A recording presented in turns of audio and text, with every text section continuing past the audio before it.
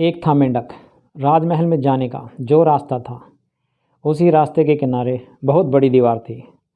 उस दीवार के एक तरफ मेंढकों का तालाब था। सोना मेंढक, मोटा मेंढक, गाछी मेंढक, मैदानी मेंढक, सभी का घर उसी तालाब के किनारे था।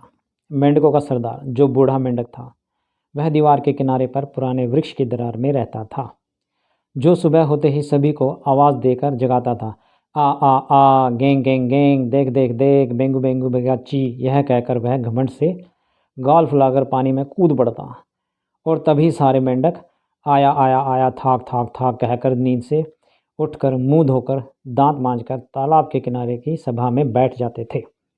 एक दिन क्या हुआ कि सरदार मेंढक मारे फुर्ती के ऐसा उछला कि एकदम दीवार लांघकर राजपथ के ठीक बीच में जाकर गिरा। राजा उस वक्त सभा की ओर प्रस्थान कर रहे थे। उनके साथ सिपाही, संतरी, लाव लश्कर, दल बल सभी चल रहे थे। सभी के पैरों में मोटे मोटे नागरा जूते थे। वे सभी खट खट, मच मच, खींच खींच करते कभी अगले बगल, दाएं बाएं, आगे पीछे इस तरह से गुजर रहे थे कि बूढ़े मेंढक को लगा कि अब वह बचने वाला नहीं है। अचानक उसे न जाने कहाँ से किसी की लाठी या छाता था धक्का धाएं से लगा कि वह दर्द से दोहरा होकर रास्ते के किनारे पास पर चित होकर गिरा।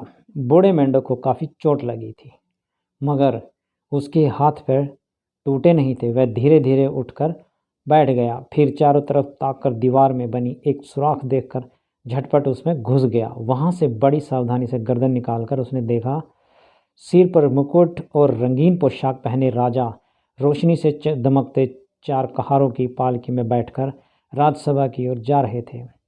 सभी लोग राजा राजा कहकर उन्हें प्रणाम कर रहे थे, नाच गा रहे थे और आगे पीछे दौड़ रहे थे। उसे लगा राजा एक बार उसकी ओर देखकर फिक्र से हंसे भी।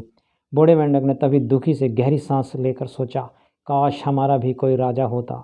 इसके बाद जब घूमते भटकते रास्ता तलाशते हुए वापस घर लौटा, तब शाम ढलने लगी थी। उसे देखकर सभी पूछने लगे, बड़े सरदार, बूढ़े सरदार, तुम दिन भर कहीं रहे? हम लोग तुम्हें कितना पुकारा, कितना ढूंढा, मगर तुमने जवाब तक नहीं दिया। सरदार ने कहा, चुप चुप रहो, मैं राजा देखने चला गया था। यह सुनकर सभी मेंढक एक साथ चिल्लाने लगे, यह राजा कौन है भैया? यह राजा कौन? बूढ़ा मेंढक तब गाल फुलाकर, छाती फुलाकर, दोनों आंखें बंद करके, दोनों हाथ उठाकर उछलता हुआ बोला, राजा इतना बड़ा और ऊंचा होता है, बेहद गोरा और चमकदार प्रकाश की तरह, और इसे देखते ही सब मिलकर उसे पुकारते हैं, राजा राजा राजा। यह सुनकर सभी मेंढक कहने लगे, काश हम लोगों का भी कोई राजा होता। उनका कोई राजा नहीं था। यह सोचते सोचते उनकी आँख से झरझर आंसू बहने लगे। बूढ़े मेंढक ने कहा, मेरे भाई आओ, हम सभी राजा के लिए अर्जी दें। तभी सब मिलकर गोलाई में बैठकर आसमान की ओर देखते हुए विभिन्न स्वर में पुकारने लगे, राजा राजा राजा, राजा राजा राजा, हमें राजा चाहिए, राजा चाहिए, राजा चाहिए, राजा चाहिए। मेंढक, तालाब के मेंढक देवता, जो बादलों वाले दिन वर्षा मेघों को झंझोर कर तालाब में पानी उड़ेलते हैं, उस वक्त वे आसमान तले चादर ओढ़कर सो रहे थे। अचानक मेंढकों की चीख पुकार से उनकी नींद टूट गई। उन्होंने चारों तरफ देखा और कहा, इस वक्त न पानी बरस रहा है, न आसमान में बादल आए हैं, न उनका कहीं कोई चिन्ह नजर आ रहा है।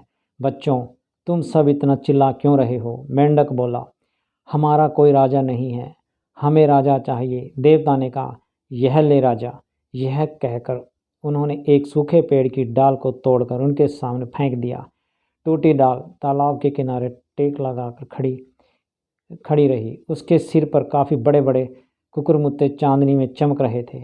यह देखकर मेंढकों के उत्साह के क्या कहने। उसके चारों तरफ गोलाई में बैठकर वे मौज में आकर गाने लगे, राजा राजा राजा, राजा राजा राजा।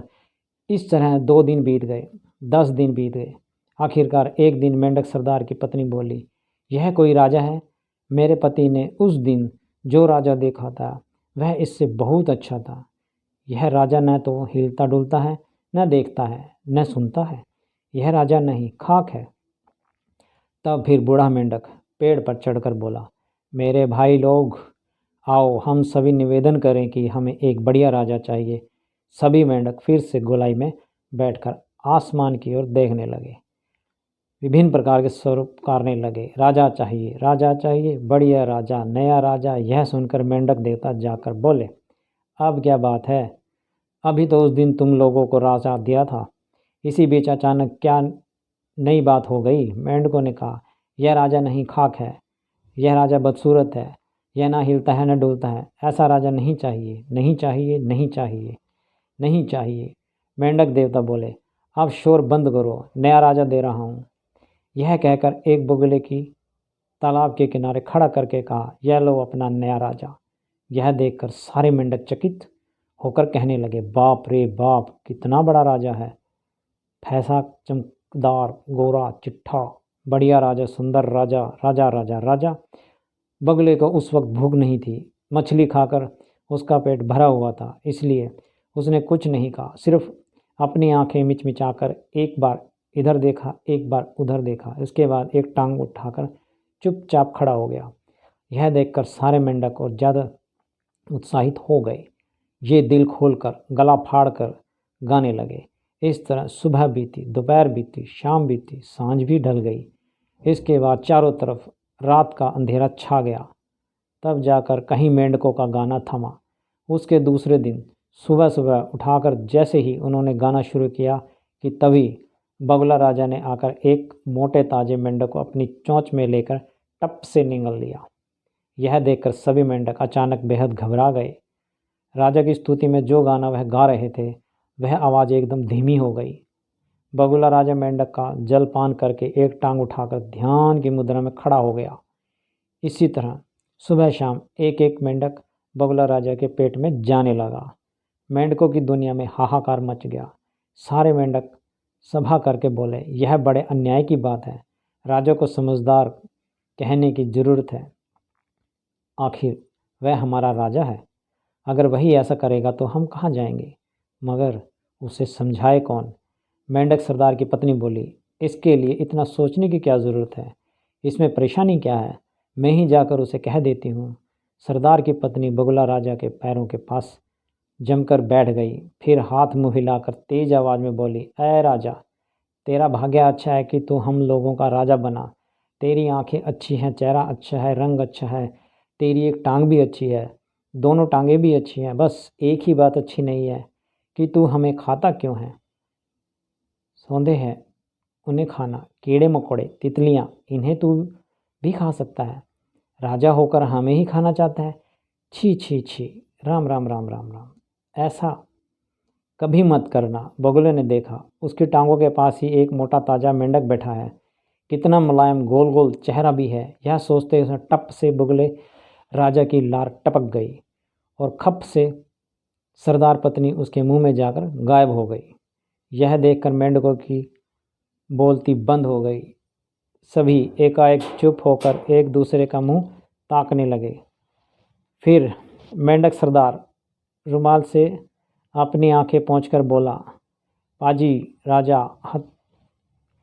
हट भागा दुष्ट राजा। यह सुनकर सभी मेंढक बड़ी जोर से चीखने लगे, पाजी राजा, दुष्ट राजा, नहीं चाहिए, नहीं चाहिए, नहीं चाहिए, ऐसा राजा नहीं चाहिए, राजा नहीं चाहिए। मेंढक देवता की नींद खुल गई। ये बोलाए, अरे नाथ पिटो, अब क्या हुआ? एक मेंढकों ने कहा, बाप रे बाप, बाप रे बाप, कितना दुष्ट राजा है, इसे ले जाओ, ले जाओ, ले जाओ, ले जाओ। तब मेंढक देवता के हुश कहकर उसे